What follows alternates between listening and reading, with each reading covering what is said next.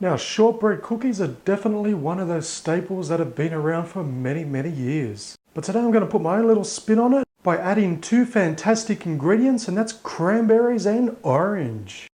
G'day, welcome to Todd's Kitchen. Don't deny it, we all love cookies. And this time of year, I'm going to make a nice festive flavoured one. So join me today as I make my version of cranberry cookies. And please check out toddskitchen.com for my fantastic merchandise.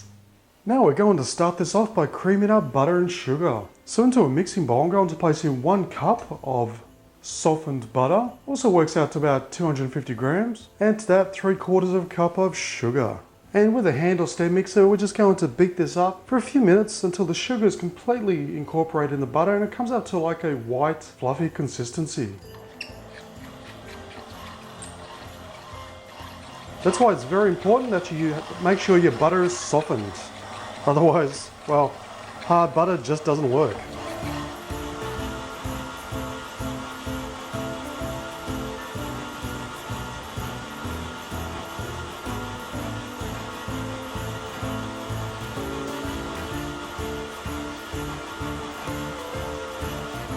Okay, so as you can see, it's now taken on a light, fluffy texture.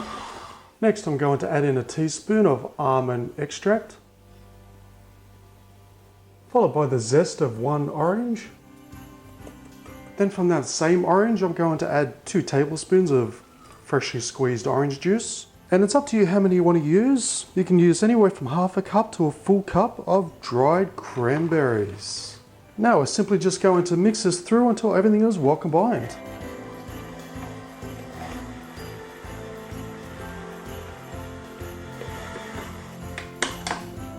Now for our final ingredient, I'm going to add in 2.5 cups of regular plain flour.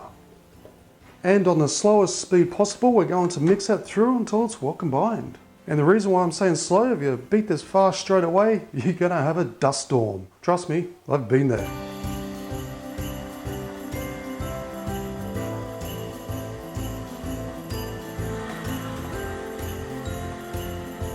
Okay, so as you can see, it's completely mixed through, so it's done. Okay, so I've lined our workbench with some cling film wrap. So grabbing our dough mixture, we're basically just going to shape it into a long log. Try and get it as round as possible. But it also gives you a chance to work on the size of your cookies. And we're trying to get it as round as possible, but it doesn't have to be perfect because that will be fixed up a bit when we roll it. So I'd say that's about as thick as we want the cookies, as large. They won't grow any bigger, so you actually want to get it to the right size first go. So all we have to do now is just, with our cling film wrap, we're just going to cover it up like so. And we're just going to roll our log like so, and we just roll it a little bit more just so it's completely round. And we're just going to do up the edges, and now we're just going to place this into the fridge for at least a couple of hours. It'll give a chance for all that butter and all the other mixtures to set, and it'll give it a much firmer texture, because if we cut it up right away and put it into the oven, it's going to deform and it won't maintain its shape properly. And the good thing about this is, you don't have to bake these straight away. For example, you want to make these fresh for a party in a few days. This will last at least 3 days in the fridge as is. So this is a great prep to make for a future party or a future get together for friends. But if you don't want to wait, you can cook it within, say, about 2 to 3 hours. Just give it a chance for all these ingredients to set so we have a nice firm log. Okay, so I've taken it out of the fridge. And as you can see, it is hardened up nicely. So we're just going to take it out of the wrap.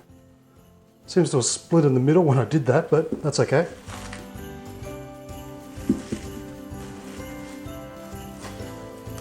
Now it's really just a simple matter of cutting up our cookie pieces. And you don't want them too thick, obviously not too thin as well. So about that. So they're just about right. And because it's been in the fridge, they're nice and firm, so it doesn't fold in on you.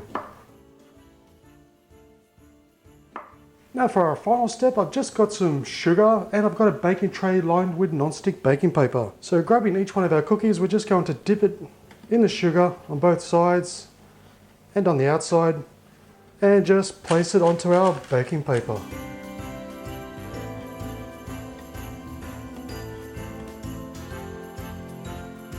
Okay, so once done, we're going to place this into a preheated oven at 325 degrees Fahrenheit or about 165 degrees Celsius for precisely 12 minutes. Now, especially with shortbread cookies, you really want to be careful not to overcook them, otherwise they just come out incredibly dry. So 12 minutes, take them straight out because they will continue to cook internally for another minute or so. So just try and resist the urge to overcook them for more than 12 minutes. Now would you look at those delicious cranberry orange shortbread cookies. They are so incredibly simple to make. Now I know you'd be very tempted to just take one straight out of the oven and eat it straight away, but honestly you need to let them rest for a good 10 to 15 minutes. Because as soon as you take them out of the oven, they're very, very brittle. So don't even put them on a cooling rack for the first 10 minutes. Let them cool down on the baking paper for 10 minutes and then you can place them onto a cooling rack for say another 5-10 minutes. And that way you'll get that nice, firm, but not brittle consistency. And by leaving them in there for just 12 minutes, you're not overcooking them so they're not incredibly dry, but they're not undercooked at the same time. So it really is an art. Now you can keep these for up to a week in a sealed container, perfectly fine, but they taste so good I guarantee you they won't last that long. So whether you keep them for a week or you have them straight away, either way, they're going to taste simply delish.